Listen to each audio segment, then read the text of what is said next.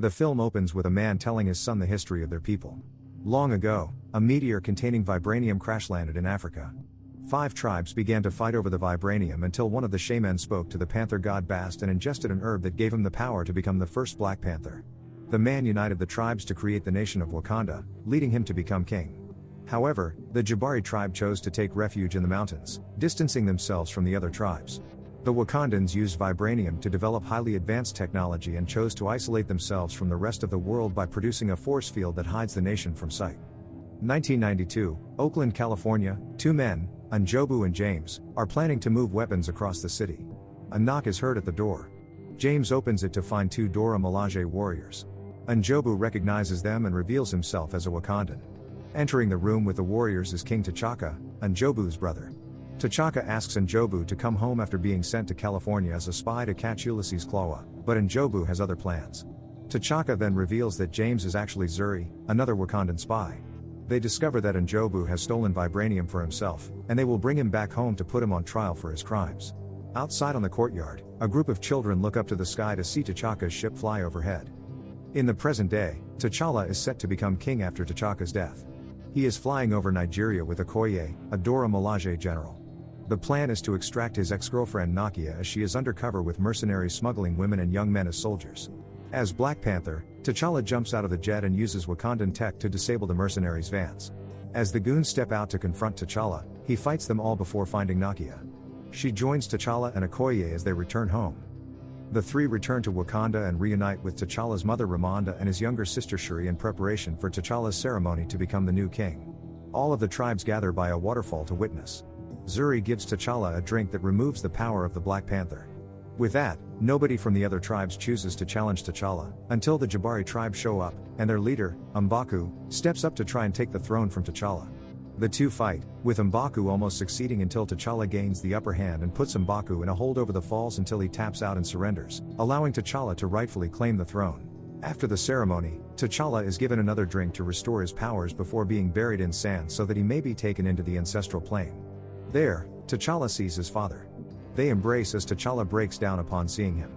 T'Challa expresses his concerns over becoming king and doing the right thing. T'Chaka tells his son that while he is a good man, it is hard for a good man to be king. In London, Eric Killmonger Stevens is at a museum admiring artifacts from African cultures.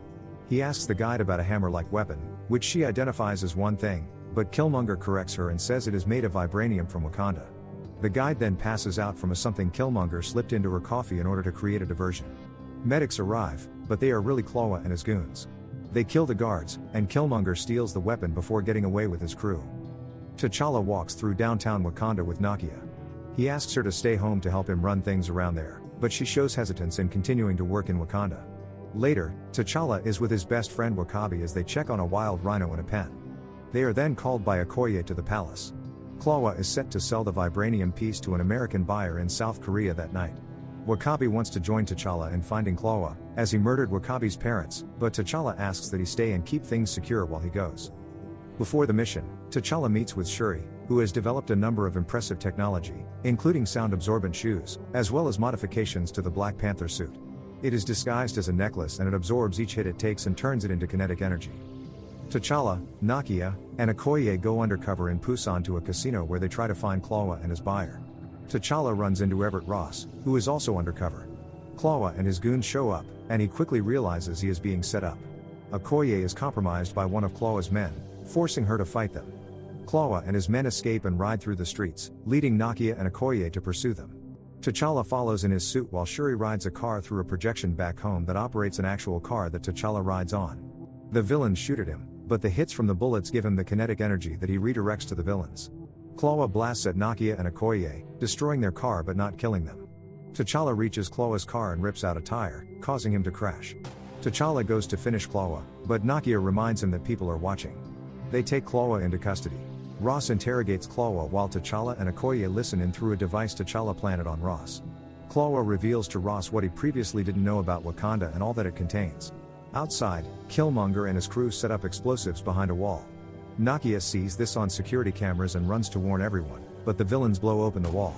They start shooting, and Ross pushes Nakia out of the way, taking a bullet in the back. Killmonger takes Klaue away, and T'Challa notices a ring around Killmonger's neck similar to one that belonged to his grandfather.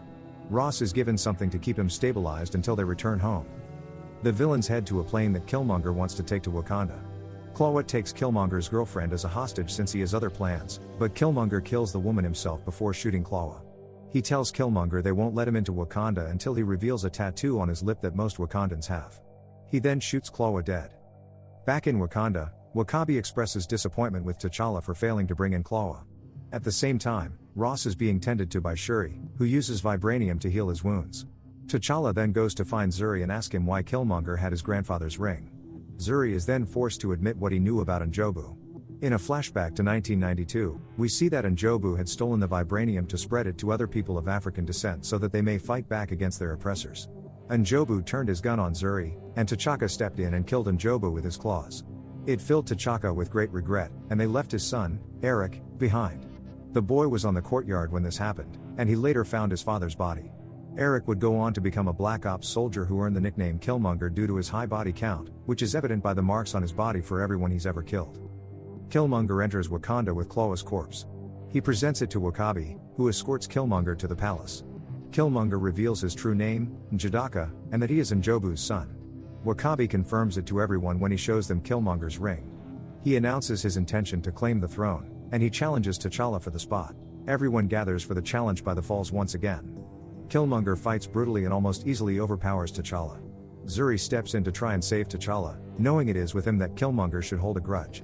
Killmonger fatally impales Zuri and takes T'Challa down before throwing him over the falls, to the horror of Ramonda, Shuri, and Nakia. Thus, Killmonger is made king.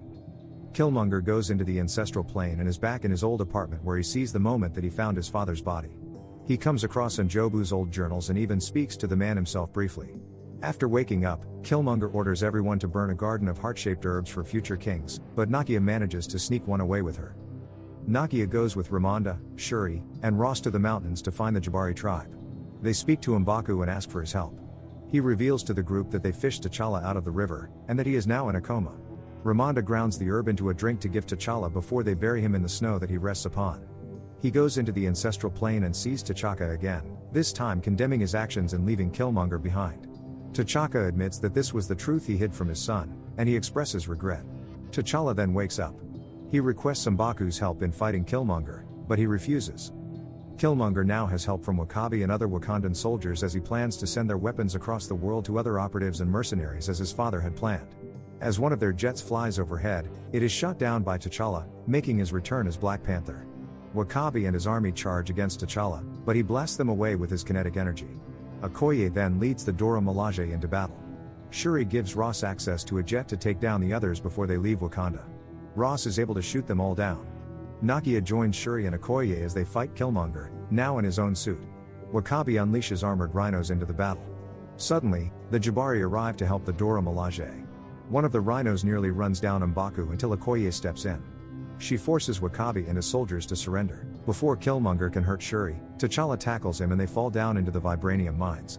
They continue their fight until T'Challa utilizes the tech down there to mess with Killmonger's suit, leaving him exposed so that T'Challa may impale him with his own short spear. Now vulnerable and dying, Killmonger expresses regret over not seeing how beautiful Wakanda really is. T'Challa carries Killmonger out of the mine to see the sunset, which N'Jobu had described to him as a sight to behold. T'Challa offers Killmonger a chance to be healed, but he declines, knowing he would only be imprisoned afterwards. Killmonger requests to be buried at sea with his ancestors, as they knew death was better than bondage. He pulls the spear out of his chest and dies peacefully. Things become calm once again in Wakanda as T'Challa reclaims his throne. He once again asks Nakia to stay in Wakanda, as he has plans for her to help him. The two of them kiss. T'Challa brings Shuri to Oakland outside Killmonger's old apartment. T'Challa reveals he bought the building, as well as two buildings next to it so that he may establish a Wakandan outreach program that Nakia and Shuri will spearhead. He then brings down their jet so that the kids in the courtyard may see and be in awe of. One of the boys then approaches T'Challa and asks him who he is. Mid-credits scene, T'Challa is joined by Nakia, Shuri, and Okoye at the United Nations. He announces his plan to bring Wakanda out of hiding in the hope that they may work together with the rest of the world. Post-credits scene, 3 Wakandan children are looking upon someone in a hut. Shuri orders them to not bother the person. He steps out of the hut, and we see it as Bucky Barnes.